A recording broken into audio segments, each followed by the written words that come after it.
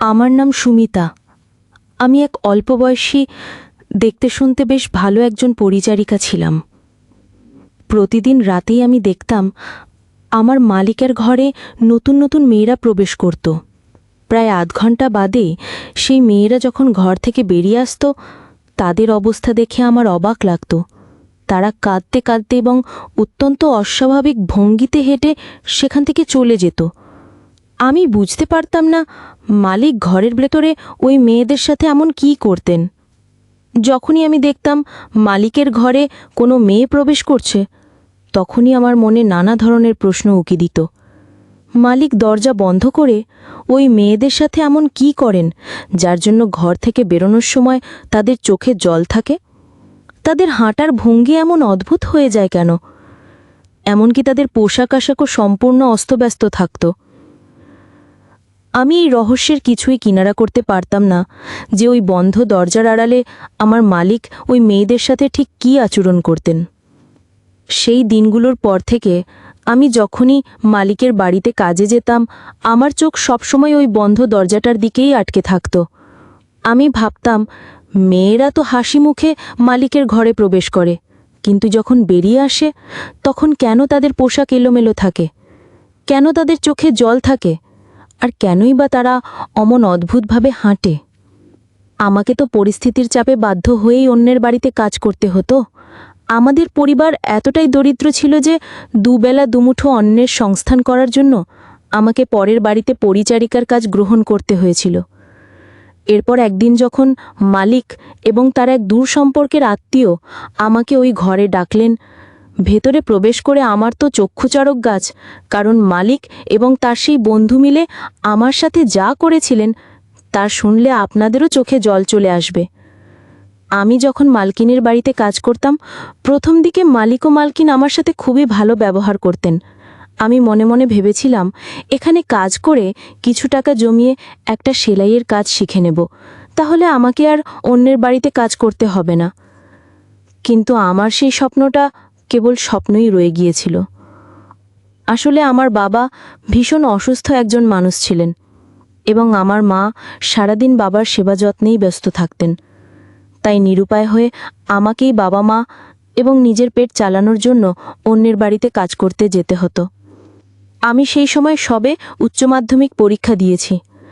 দরিদ্র পরিবারে জন্মালেও অনেক সংঘর্ষ করে আমি পড়াশোনা চালিয়ে গিয়েছিলাম। দেখতে দেখতে মালকিনের বাড়িতে আমার কাজ করার প্রায় 6 মাস কেটে গেল। তারপর একদিন সকালে অন্য দিনের মতোই আমি যখন মালিকের বাড়িতে কাজে যাই, তখন দেখি বেশ মোটা সোটা স্বাস্থ্যবান এক ভদ্রলোক বসে আছেন, যার বয়স আমার অনুমান অনুযায়ী 45 বছরের কাছাকাছি হবে। সেই ব্যক্তি আমার মালিক ও মালকিনের সাথে বসে গল্প করছিলেন। আমি বাড়িতে প্রবেশ করতেই মালিক ও মালকিন আমাকে ডেকে বললেন, দেখো সুমিতা, ইনি হলেন প্রকাশবাবু। ইনি আমাদের একজন বিশেষ আত্মীয়। বিদেশ থেকে আমাদের বাড়িতে কিছুদিনের জন্য বেড়াতে এসেছেন। তাই আজ থেকে প্রকাশবাবুর দেখাশোনার দায়িত্ব তোমার। আমি যেহেতু বয়সে অনেক ছোট ছিলাম, তাই আমার মালিক ও মালকিন আমাকে প্রায়শই তুই বলেই সম্বোধন করতেন। মালকিনের কথা শুনে আমি আনন্দের সাথেই মাথা নেড়ে সম্মতি জানিয়েছিলাম এবং বলেছিলাম, মালকিন, আপনি একদম চিন্তা করবেন না, আমি প্রকাশবাবুর খুব ভালোভাবে খেয়াল রাখব। ওই মুহূর্তে আমার মনে হলো প্রকাশবাবু যেন অত্যন্ত বিচিত্র দৃষ্টিতে আমার আপাদমস্তক পর্যবেক্ষণ করছেন। আমি ভীষণ লজ্জা পেয়ে তাড়াতাড়ি সেখান থেকে চায়ের কাপগুলো তুলে নিয়ে রান্নাঘরের দিকে চলে গেলাম। কিন্তু রান্নাঘরে প্রবেশ করার পরেও রান্নাঘরের ছোট জানলার ফাঁক দিয়ে যখন আমার চোখ প্রকাশবাবুর দিকে পড়ল, আমি দেখলাম উনি তখনও আমার দিকে একদৃষ্টিতে তাকিয়ে আছেন। আমি কিছুই বুঝতে পারছিলাম না উনি কেন এভাবে আমার দিকে তাকিয়েছিলেন। ওনার সেই চাহনি আমার ভীষণ অস্বস্তির কারণ হয়ে দাঁড়িয়েছিল। আমার ওনার ওইভাবে তাকানোটা একটুও ভালো লাগেনি। যেদিন থেকে প্রকাশবাবু মালিকের বাড়িতে থাকতে শুরু করলেন, সেদিন থেকে মালিকের বাড়িতে কাজ করতে আমার খুব অস্বস্তি হতো, কারণ আমি বুঝতে পারতাম না কেন প্রকাশবাবু সারাক্ষণ আমার দিকেই তাকিয়ে থাকতেন। এরপর একদিন সকালে আমি যখন মালিকের বাড়িতে কাজ করতে এলাম, তখন দেখি 4-5 জন মেয়ে মালিকের বাড়িতে বসে আছে। প্রথমে তাদের দেখে আমি বেশ অবাক হয়েছিলাম। ভেবেছিলাম মালিক হয়তো আমাকে কাজ থেকে ছাড়িয়ে দিয়ে আমার জায়গায় নতুন কোনো মেয়েকে রাখবেন, কিন্তু আমি যখন দাঁড়িয়ে দাঁড়িয়ে ওই মেয়েদের দেখছিলাম, তখন আমার মালকিন আমার কাছে এসে বললেন, সুমিতা, তুই এখানে দাঁড়িয়ে কি করছিস? তুই এখন রান্নাঘরের কাজগুলো আগে সেরে নে, আর ভুলেও এখন প্রকাশবাবুর ঘরে ঢুকবি না। আমি তখন মালকিনকে বললাম, মালকিন, আগে সব ঘরগুলো ঝাড়ু দিয়ে নি। মালকিন তখন আমাকে বললেন, না না, এখন ঘর ঝাড়ু দেওয়ার কোনো প্রয়োজন নেই। বিশেষ করে প্রকাশবাবুর ঘরটা তুই আজকে পরেই ঝাড়ু দিবি, কারণ প্রকাশবাবু এখন ঘরের ভেতরে খুব জরুরি কাজে ব্যস্ত আছেন। তাই এখন তার ঘর পরিষ্কার করার কোনো দরকার নেই। তুই সোজা রান্নাঘরে চলে যা। আমি মালকিনের কথা শুনে মাথা নেড়ে চুপচাপ রান্নাঘরে চলে গেলাম। রান্নাঘরের জানলা দিয়ে আমি বারান্দার সব কিছুই দেখতে পাচ্ছিলাম। কিছুক্ষণ পরেই দেখলাম প্রকাশবাবুর ঘরের দরজা খুলে একটা মেয়ে বাইরে বেরিয়ে এলো। মেয়েটিকে দেখে আমি ভীষণ ঘাবড়ে গিয়েছিলাম, কারণ মেয়েটির চুলগুলো এলোমেলো ছিল, তার শরীরের পোশাক আশাকও ঠিকঠাক ছিল না, এবং সে ফুপিয়ে ফুপিয়ে কাঁদছিল। আমি তো কিছুই বুঝতে পারছিলাম না প্রকাশবাবু ওই মেয়েদের নিয়ে ঘরের ভেতরে এমন কী জরুরি কাজ করছিলেন। এরপর সেদিন মালিকের বাড়ির কাজ শেষ করে আমি যখন বাড়ি ফিরছিলাম, ঠিক সেই মুহূর্তে আমার মালিক ও মালকিন আমাকে ডেকে বললেন, সুমিতা, কাল তোর বাবাকে আমাদের বাড়িতে নিয়ে আসবি, ওনার সাথে খুব জরুরি কথা আছে। মালিক যখন আমার বাবার সাথে দেখা করতে চাইলেন, আমি তখন ভয় পেয়ে গিয়েছিলাম, কারণ কয়েকদিন আগেই প্রকাশবাবু আমাকে ডেকে বলেছিলেন, সুমিতা, আমার জন্য এক গ্লাস জল নিয়ে এসো তো। আমি যখন মালিকের নির্দেশ মতো ওনার জন্য এক গ্লাস জল নিয়ে যাচ্ছিলাম, তখন হঠাৎই পা পিছলে আমি প্রকাশবাবুর গায়ের ওপর পড়ে যাই, এবং জলের গ্লাসটাও তার গায়ে পড়ে যায়। আমি তাড়াতাড়ি প্রকাশবাবুর থেকে নিজেকে ছাড়িয়ে নিয়ে ওনার কাছে হাত জোর করে ক্ষমা চেয়েছিলাম। আমি মালিক ও মালকিনকে বলেছিলাম, আমি ইচ্ছাকৃতভাবে প্রকাশবাবুর গায়ে জল ফেলিনি, পা পিছলে ভুল করে আমি ওনার উপর পড়ে গিয়েছিলাম। তখন আমার মালকিন হেসে বলেছিলেন, আরে বোকা মেয়ে, এতে এত ঘাবড়ানোর কি আছে? এটা কোনো ভয়ের ব্যাপার নয়, যা তুই নিজের কাজ কর। তাই আমি ভেবেছিলাম হয়তো ওই ঘটনার জন্যই মালিক ও মালকিন আমার বাবাকে ডেকে পাঠিয়েছেন। আমি মালকিনকে বলেছিলাম, মালকিন, আমার যদি কোনো ভুল হয়ে থাকে তাহলে দয়া করে আমাকে ক্ষমা করে দিন, কিন্তু আমার বাবাকে আমার ব্যাপারে কিছু বলবেন না এবং আমাকে কাজ থেকে বের করে দেবেন না। আমি কথা দিচ্ছি, এরপর থেকে আমার আর কোনো ভুল হবে না।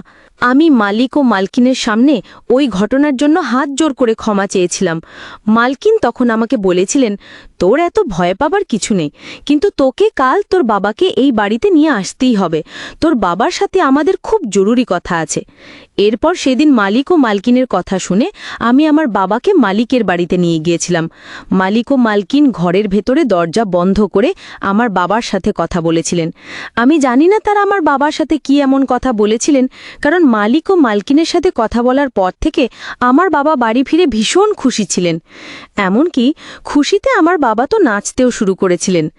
এরপর মা যখন বাবার কাছে তার এত আনন্দের কারণ জানতে চাইলেন, তখন আমার বাবা যা বললেন তা শুনে আমিও ভীষণ অবাক হয়ে গেছিলাম, কারণ মালিক ও মালকিন প্রকাশবাবুর সাথে আমার বিয়ের প্রস্তাব দিয়েছিলেন।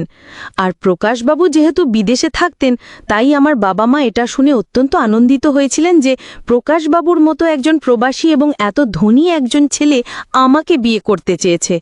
কিন্তু সেদিন আমি বাবা মাকে বলেছিলাম যে প্রকাশবাবুর তো বয়স আমার চেয়ে অনেক বেশি।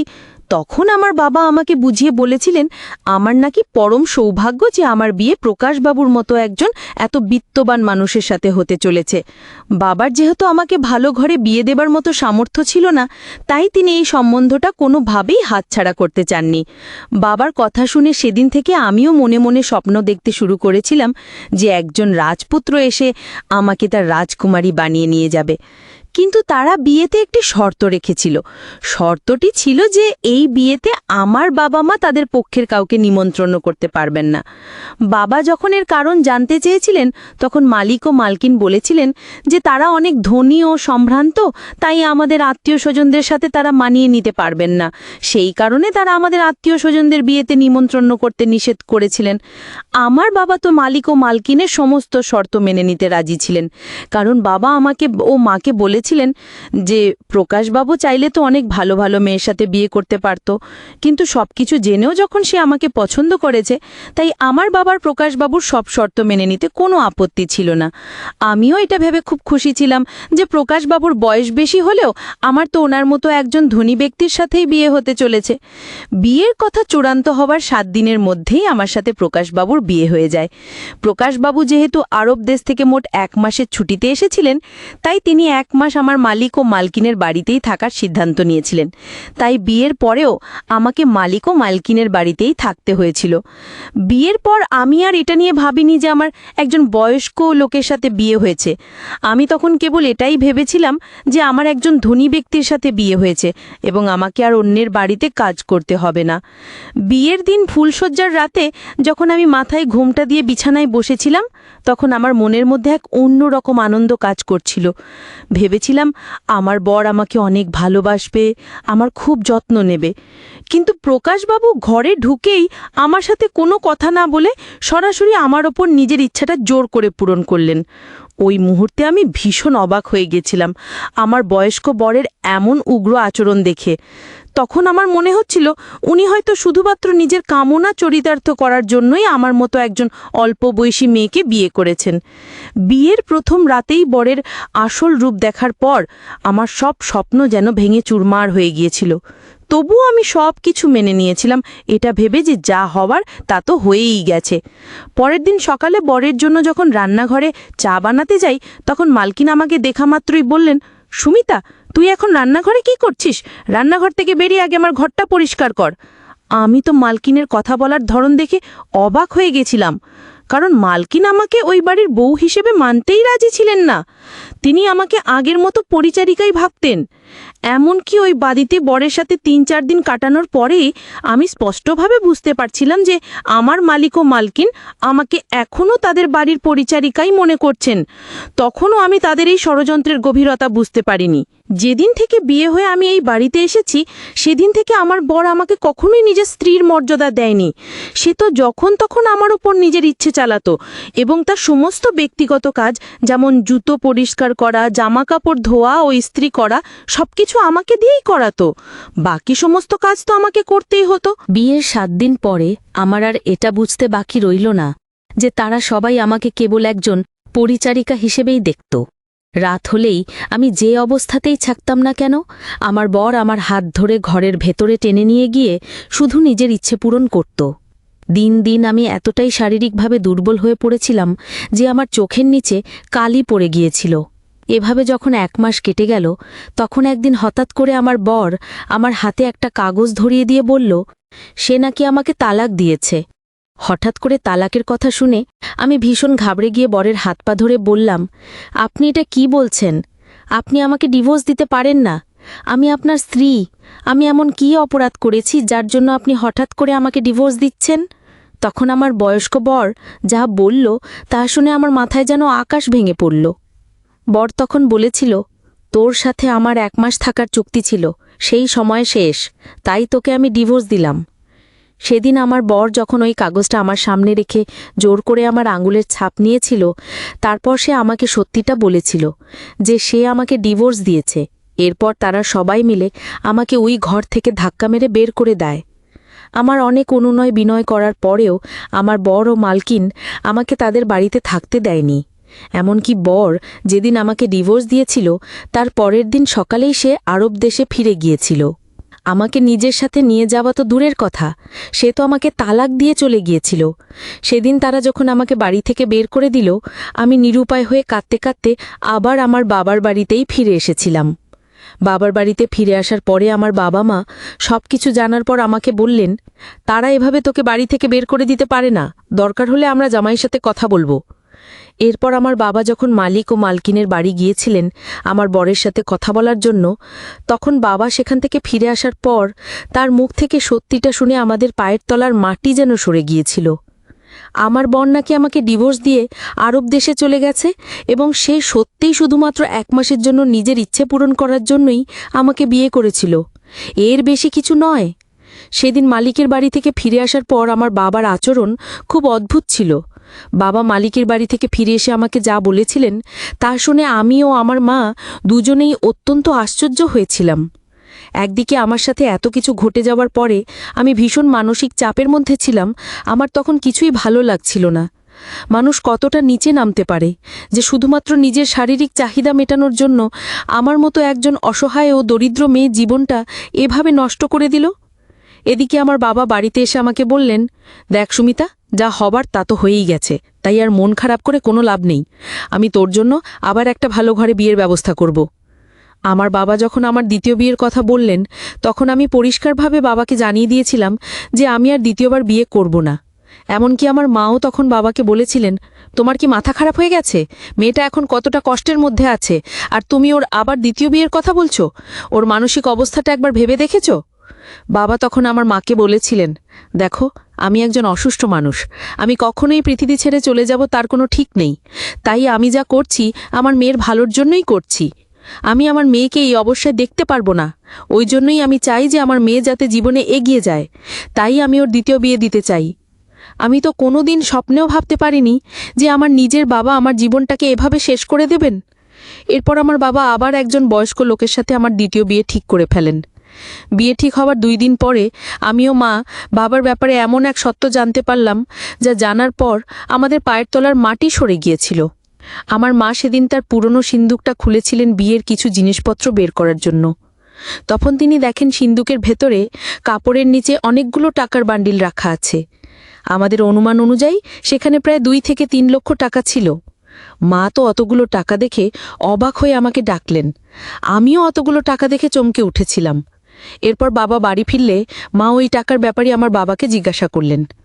বাবা তো প্রথমে সত্যি কথা বলতেই রাজি ছিলেন না, কিন্তু আমার মা যখন বাবার ওপর খুব চাপ সৃষ্টি করলেন তখন বাবা বাধ্য হয়ে চিৎকার করে বললেন যে তিনি এবার 3 লক্ষ টাকার বিনিময়ে আমাকে 1 মাসের জন্য আমার এই দ্বিতীয় হবু বরের কাছে বিক্রি করে দিয়েছেন। ঠিক সেভাবেই যেভাবে আমার প্রথম বর 1 লক্ষ টাকার বিনিময়ে আমাকে 1 মাসের জন্য বিয়ে করেছিল, শুধুমাত্র নিজের ইচ্ছে পূরণ করার জন্য। এবারও আমার বাবা যার সাথে আমার বিয়ে ঠিক করেছিলেন সেই লোকটিও একজন প্রবাসী ছিল। বাবার মুখ থেকে এই ভয়ঙ্কর সত্যিটা শোনার পর আমার মাথায় যেন আকাশ ভেঙে পড়ল। আমার নিজের বাবা শুধুমাত্র টাকার লোভে কিভাবে আমার জীবনটা নষ্ট করতে পারল, আমি তা বিশ্বাসই করতে পারছিলাম না। এরপর আমার মা যখন বাবার কাছে এর আসল কারণটা জানতে চাইলেন যে কেন বাবা আমার সাথে এমনটা করলেন, তখন বাবা বলেছিলেন, আমি একজন অসহায় মানুষ, আমার সামর্থ্য নেই যে আমি আমার একমাত্র মেয়ের একটা ভালো ঘরে বিয়ে দেব। তাই আমি এইভাবে মেয়ের বিয়ে দিয়ে টাকা জোগাড় করছিলাম। ভেবেছিলাম আগের টাকা এবং এবারের টাকা মিলিয়ে আমার মেয়ের একটা ভালো ঘরে বিয়ে দেব। আমি যা করেছি আমার একমাত্র মেয়ের ভালোর জন্যই করেছি। এই বলে আমার বাবা আমার পা ধরে কাঁদতে শুরু করলেন এবং আমার কাছে হাত জোর করে বললেন, মা, আমি একজন অসহায় বাবা। আমার মতো নিরুপায় বাবা হয়তো আর পৃথিবীতে কেউ নেই, কিন্তু আমি বাধ্য হয়েই তোর ভবিষ্যতের কথা ভেবেই এই পাপ কাজটা। আমাকে ক্ষমা করে দে মা। বাবার মুখ থেকে সবকিছু শোনার পর আমি বাবাকে জড়িয়ে ধরে বলেছিলাম, তুমি নিজেকে একদম অসহায় মনে করবে না, আর আমি তোমাদের ছেড়ে কোথাও যাব না, তাই আমার বিয়ে নিয়ে একদম চিন্তা করবে না। আসলে যারা বিদেশ থেকে নিজের দেশে অল্প কিছুদিনের জন্য ফিরে আসে তাদের মধ্যে কিছু মানুষ আমাদের মতো গরিব ঘরের মেয়েদের লক্ষ লক্ষ টাকার লোভ দেখিয়ে চুক্তিভিত্তিক বিয়ে করে। তারপর তাদের উদ্দেশ্য হাসিল হয়ে গেলে তারা আবার বিদেশে ফিরে যায়। আমার সাথেও ঠিক সেটাই হয়েছিল, কিন্তু আমার বাবা ভেবেছিলেন এইভাবে 2-3 জন প্রবাসী লোকের সাথে আমার বিয়ে দিয়ে টাকা জোগাড় করে আমার একটা ভালো ঘরে বিয়ে দেবেন। কিন্তু বাবা এটা বুঝতে পারেননি যে ভালো ঘরে বিয়ে দেওয়ার চক্করে তিনি আমার পুরো জীবনটাই নষ্ট করে দিচ্ছিলেন। এই কথাটা আমার বাবা অনেক দেরিতে বুঝতে পেরেছিলেন। যাই হোক, এখন আমি আর অন্যের বাড়িতে কাজ করি না। আমার প্রথম বিয়ের পর পাওয়া সেই টাকাটা দিয়ে আমি নিজের বাড়িতেই একটা ছোট মুদিখানার দোকান দিয়েছি। সেই দোকানে আমি আর মা মিলে বসি এবং আমাদের দোকানটা এখন বেশ ভালোই চলছে। এখন ওই দোকানের আয় দিয়েই আমাদের সংসার চলে। আর আমার যার সাথে দ্বিতীয় বিয়ে ঠিক হয়েছিল, বাবা সেই টাকাটা ওই প্রবাসী লোকটিকে ফেরত দিয়ে দিয়েছিলেন। এখন আমি আমার বাবা মাকে নিয়ে অনেক ভালো আছি এবং সুস্থ আছি।